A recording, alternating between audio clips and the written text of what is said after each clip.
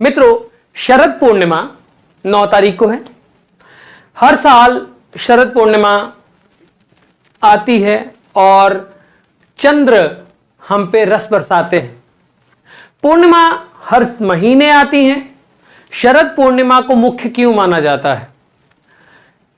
ये एक सीरीज शरद पूर्णिमा तक मैं चलाऊंगा। आपका साथ, आपका प्रेम बना रहे। और इसमें शरद पूर्णिमा में होने वाले प्रयोग भी मैं बताऊंगा कि कैसे आप किस किस बीमारी से, किस किस प्रकार के रोग से, मेंटल हेल्थ से, फिजिकल हेल्थ से आप शरद पूर्णिमा से बेनिफिट उठा सकते हैं। कौन से एस्ट्रोलॉजिकल रेमेडीज आप कर सकते हैं। उस रात को किस प्रकार से आप अपने जीवन में बदलाव ला सकते हैं। चंद्र अर्थ के बिल्कुल करीब होता है। अर्थ का एक मैग्नेटिज्म है, साइंटिफिकली भी समझें तो अर्थ का एक मैग्नेटिज्म है। और वो अर्थ का जो मैग्नेटिज्म है वो अपने आप में जो है चंद्र के साथ जो रिपेल करता है और जो अट्रैक्शन होती है, और जो जड़ी बूटियां हैं, जितनी भी जड़ी बूटियां हैं, जितने भी व्यक्ति हैं, जल है, आपके 70% बॉडी में जल है, उस पर कैसा प्रभाव पड़ता है और कैसे आप अपने रिलेशनशिप को ठीक कर सकते हैं, कैसे आप धन अर्जित कर सकते हैं, कैसे आप अपने लाइफ में मैनिफेस्ट कर सकते हैं। ये सब बातें हम इस सीरीज में करेंगे, तो जुड़े रहिएगा। आज शरद पूर्णिमा की थोड़ी सी इंट्रोडक्शन देता हूं। शरद पूर्णिमा यानी शरद ऋतु में आने वाली पूर्णिमा, ऐसे समझ लीजिए। अब शरद ऋतु क्या है?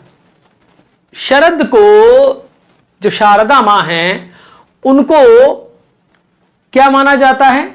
उनको माना जाता है रोगों की मां। सभी रोग, ये जो पीछे चतुर्मास गया है और शरद पूर्णिमा तक का टाइम है, इसी में मैक्सिमम उत्पन्न होते हैं। हमारे पुरातन टाइम में जो कहा जाता था वो ये था कि अगर किसी के बच्चे को खराब करना है तो इस मौसम में किया जाएगा।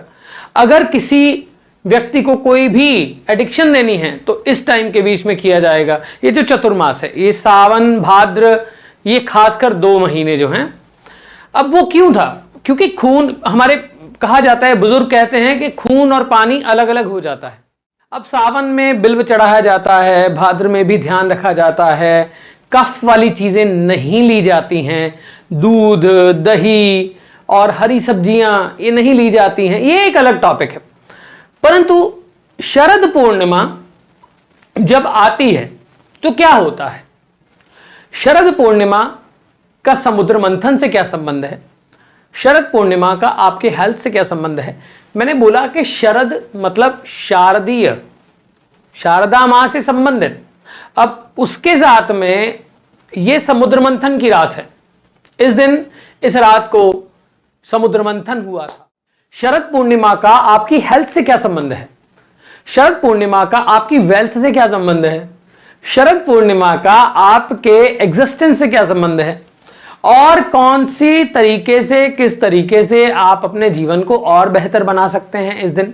सबसे पहले शरद पूर्णिमा जो है ये अर्थ के जब मून बिल्कुल करीब होता है, सबसे करीब शरद पूर्णिमा पे होता है। बहुत लोग जानते हैं कि सूर्य जो है वो हमें ऊर्जा देते हैं। सूर्य ग्रीन हाउस इफेक्ट है ना, उसका कारण है। सूर्य जो है हमारे ताप का कारण है। सूर्य की जो वाइब्रेशंस हैं वो हमारे अर्थ को उष्णता देती हैं, जिसके कारण ताप आता है, हमारे शरीर में भी ताप आता है। और चंद्र, बहुत कम लोग ये जानते हैं, पिछले 2-3 साल पहले भी मैंने इसके बारे में बोला था, वो वीडियोस भी हैं। चंद्र की 16 कलाएं, ये सब इसके अंदर होंगी, आप डिस्क्रिप्शन बॉक्स में देख लीजिएगा।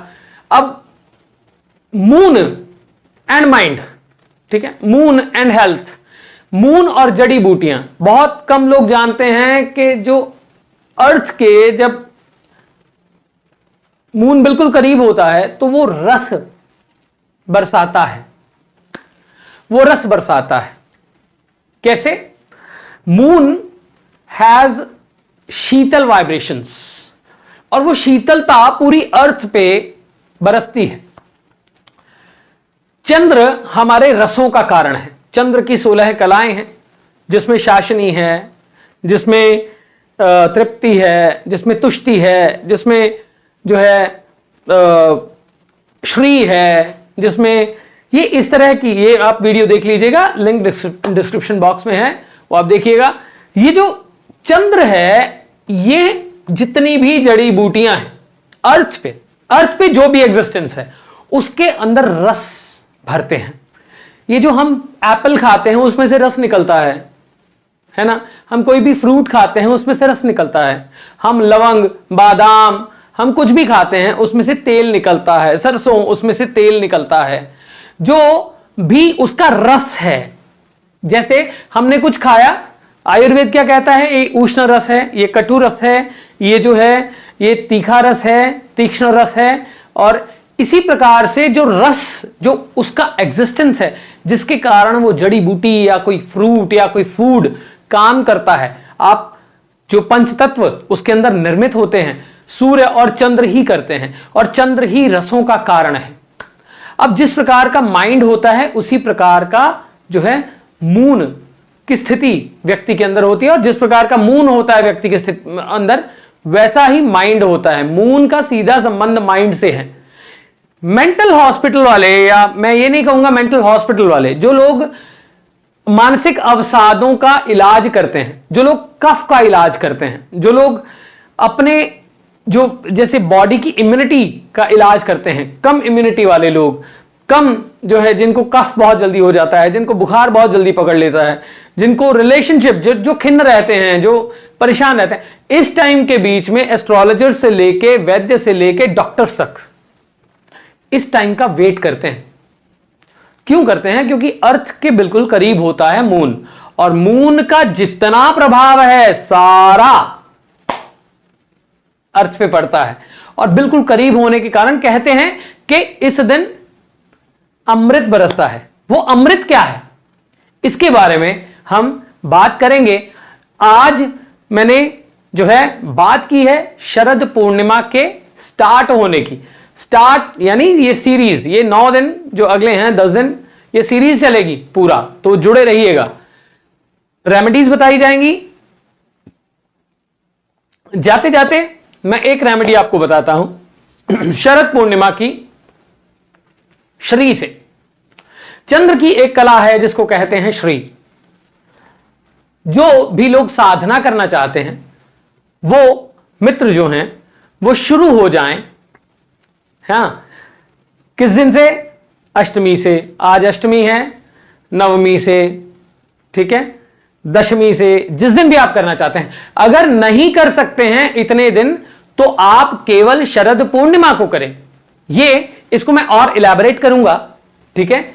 इस मंत्र को मैं बता रहा हूं श्रीम बीज मंत्र।